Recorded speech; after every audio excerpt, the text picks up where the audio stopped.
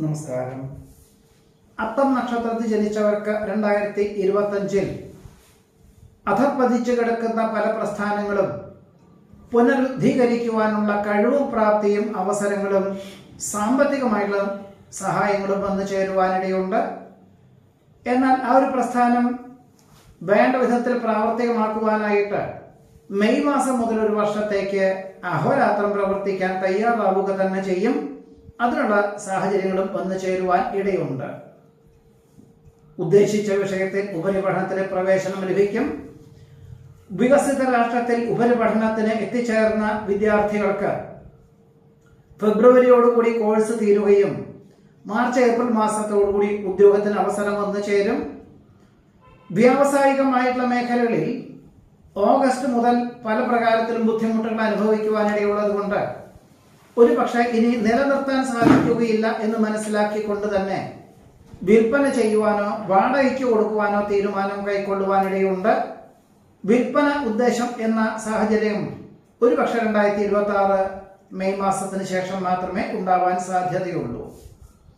കുടുംബത്തിൽ സമാധാന അന്തരീക്ഷം സംജാതമാകും. ദമ്പതികളിൽ ആർക്കെങ്കിലും ഒരാൾക്ക് ദൂരദേശത്ത് ജോലി ചെയ്യേണ്ടതായ സാഹചര്യങ്ങൾ വന്നു ചേരും. പലപ്പോഴും മാസത്തിൽ ഒരിക്കൽ അഥവാ ആഴ്ചയിൽ ഒരിക്കൽ ഗൃഹത്തിൽ വന്ന് പോകാൻ തക്കവണ്ണം ഒരു ജോലി ആയിരിക്കും ഉണ്ടാകുവാൻ സാധ്യതയുള്ളത്. ഒരു പക്ഷേ ഉദ്യോഗത്തിനോട് ബന്ധപ്പെട്ട ഒരു പ്രസ്ഥാനത്തിന്റെ പൂർണ്ണ ഉത്തരവാദിത്വങ്ങൾ ഏറ്റെടുക്കുക, സ്ഥാനക്കയറ്റത്തോടുകൂടിയതായുള്ള സാഹചര്യങ്ങളൊക്കെ ഉണ്ടാവുക, ഇത് തന്നെയായിരിക്കാം. എന്നാൽ ദമ്പതികളൊക്കെ ഒരുമിച്ച് താമസിക്കാൻ തക്കവണ്ണം അല്ലെങ്കിൽ കുടുംബാംഗങ്ങളെ ഒരുമിച്ച് താമസിപ്പിക്കാൻ തക്കവണ്ണം സാഹചര്യങ്ങളെല്ലാം തന്നെ 2026 മെയ് മാസത്തിന് ശേഷമേ ഉണ്ടാവാൻ സാധ്യതയുള്ളൂ.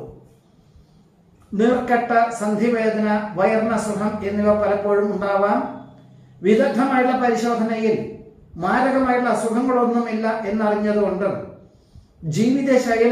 ജീവിതശൈലി രോഗങ്ങളാണ് എന്ന് മനസ്സിലാക്കിക്കൊണ്ടും ഇനി മുതൽ ഭക്ഷണ ക്രമീകരണങ്ങളിൽ വളരെ മാറ്റങ്ങൾ വരുത്തുവാനും ഒരു പക്ഷേ ഇതിനോടൊപ്പം തന്നെ വ്യായാമം, പ്രാണായാമം എന്നിവ ശീലിക്കുകയും ഇതൊക്കെ എല്ലാം ജീവിതചര്യയിൽ ഉൾപ്പെടുത്തുവാൻ സാധിക്കുന്നത് വഴി വളരെ ആശ്വാസമേകുന്ന ഘടകങ്ങൾ മെയ് മാസത്തിന് ശേഷം വന്നു ചേരുവാൻ ഇടയുണ്ട്. നമസ്കാരം.